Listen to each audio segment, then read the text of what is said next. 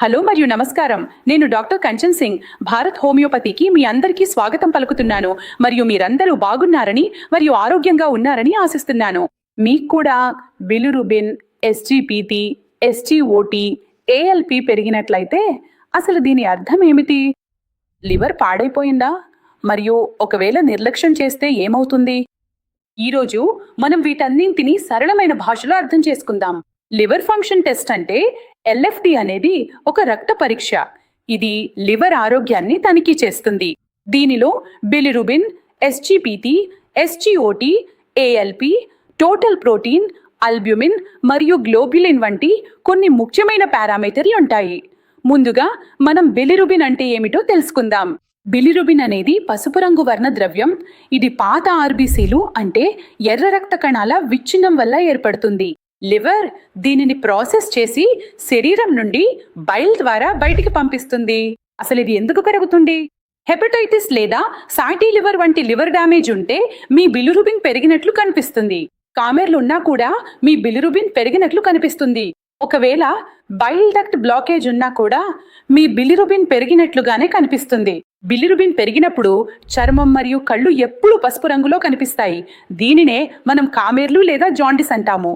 మీకు అలసటగా, నీరసంగా అనిపిస్తుంది మరియు ముఖ్యంగా మీ మూత్రం ముదురు రంగులో రావటం మొదలవుతుంది. రెండవది, మనం ఎంజైమ్ల గురించి మాట్లాడుకుందాం. అది ఎస్జిపిటి. అసలు ఎస్జిపిటి అంటే ఏమిటి? ఇది ప్రధానంగా లివర్లో ఉండే ఒక ఎంజైమ్. ఇది లివర్ కణాల లోపల మెటబాలిజంలో సహాయపడుతుంది. అంటే లివర్ ఆరోగ్యంగా ఉన్నప్పుడు రక్తంలో ఎస్జిపిటి తక్కువగా ఉంటుంది. కానీ లివర్ కణాలు దెబ్బతిన్నప్పుడు ఈ ఎంజైమ్ రక్తంలోకి లీక్ అవుతుంది మరియు ఎస్జిపిటి పెరిగినట్లు మనకు కనిపిస్తుంది. ఒకవేళ ఇది పెరుగుతుంటే ఎందుకు పెరుగుతోంది? ఏ పరిస్థితిలో పెరుగుతోంది? ఉదాహరణకు ఫ్యాటీ లివర్ ఉంటే ఇది చాలా సాధారణం. హెపటైటిస్ ఉన్నా, ఆల్కహాల్ ఎక్కువగా తీసుకున్నా, పెయిన్ కిల్లర్స్ లేదా యాంటీబయాటిక్స్ వంటి మందులు ఎక్కువగా వాడినా, లేదా మీకు ఊబకాయం ఉండి జంక్ ఫుడ్ ఎక్కువగా తింటున్నా, డయాబెటిస్ ఉన్నా లివర్ ఇంజురీలో వాపు కనిపించవచ్చు. మూడవ ఎంజైమ్ గురించి మాట్లాడితే అది ఎస్జిఓటి. అసలు ఈ ఎస్జిఓటి అంటే ఏమిటి? ఇది లివర్ ఎంజైమ్లతో పాటు గుండె మరియు కండరాలలో కూడా ఉంటుంది. దీని అర్థం ఏమిటంటే ఈ లివర్ ఎంజైమ్ మీ గుండెలోనూ మరియు కండరాలలోనూ ఉంటుంది. ఇది ప్రోటీన్ మెటబాలిజంలో సహాయపడుతుంది. మరి ఇది ఎందుకు పెరుగుతుంది? మీకు లివర్ వ్యాధి ఉన్నా, కండరాల గాయమైనా లేదా గుండె సమస్యలు ఉన్నా ఇది ఖచ్చితంగా పెరిగినట్లు కనిపిస్తుంది. ఒకవేళ పెరిగిపోయి ఏమవుతుంది? కేవలం లివర్ మాత్రమే కాదు, కండరాలు లేదా గుండె సమస్యలు కూడా మీకు రావచ్చు. నాలుగవ ఎంజైమ్ ఏఎల్పి అంటే ఆల్కలీన్ ఫాస్ఫేటేస్. మరి ఇదేమిటి? ఆల్కలైన్ ఫాస్ఫేట్ అనేది ప్రధానంగా కాలేయం మరియు ఎముకలలో కనిపించే ఒక ఎంజైమ్. ఈ ఎంజైమ్ శరీరంలో బైల్ ఫ్లో మరియు ఎముకల పెరుగుదలకు సంబంధించినది. ఏఎల్పి యొక్క పని కాలేయంలో బైల్ ఫ్లోను నిర్వహించడం, ఎముకల పెరుగుదల మరియు మరమ్మతులో సహాయపడటం, శరీర జీవక్రియలో పాత్ర పోషించడం. మరియు ఐదవ ఎంజైమ్ టోటల్ ప్రోటీన్. ఇప్పుడు టోటల్ ప్రోటీన్ అంటే ఏమిటి? టోటల్ ప్రోటీన్ అనేది రక్తంలో ఉండే మొత్తం ప్రోటీన్ పరిమాణం. ఇది అల్బ్యూమిన్ మరియు గ్లోబ్యులిన్ వంటి రెండు భాగాలతో రూపొందించబడింది. టోటల్ ప్రోటీన్ యొక్క పని ఏమిటి? శరీర కణజాలాలకు ఇవి ఏమి చేస్తాయి? మరమ్మతు చేసే పనిని చేస్తాయి. రోగనిరోధక శక్తిని బలోపేతం చేస్తాయి. రక్తంలో ద్రవ సమతుల్యతను కాపాడటంలో ఇవి సహాయపడతాయి.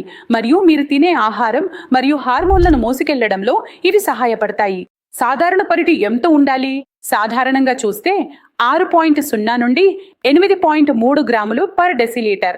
ప్రతి ల్యాబ్లో చూస్తే అవి వేర్వేరుగా మారుతూ ఉంటాయి. టోటల్ ప్రోటీన్ మనకు ఏ వ్యాధులలో తక్కువగా కనిపిస్తుంది?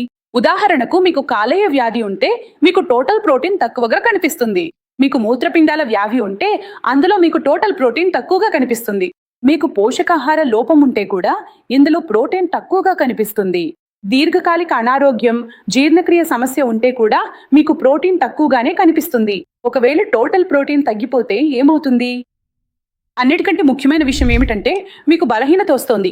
ఎందుకంటే మీ తల నుండి కాలి వరకు మీరు ప్రోటీన్తోనే తయారయ్యారు. మీకు ప్రోటీన్ తక్కువగా ఉంటే మీకు బలహీనత అనిపిస్తుంది, అలసటగా అనిపిస్తుంది మరియు అన్నిటికంటే పెద్ద విషయం మీ శరీరంలో వాపు కూడా అనిపిస్తుంది. అప్పుడు మీ రోగనిరోధక శక్తి కూడా చాలా వరకు బలహీనపడుతుంది. కాబట్టి ఎల్ఎఫ్టి అంటే ఏవి? దీనిలోని ఎంజైములన్నీ కాలేయానికి ఎలాంటి పాత్ర పోషిస్తాయో మీకు అర్థమైందని నేను ఆశిస్తున్నాను. కాబట్టి నేటి వీడియో ఏంటి? మళ్ళీ వచ్చే వీడియోలో కలుద్దాం. అంతవరకు ధన్యవాదాలు.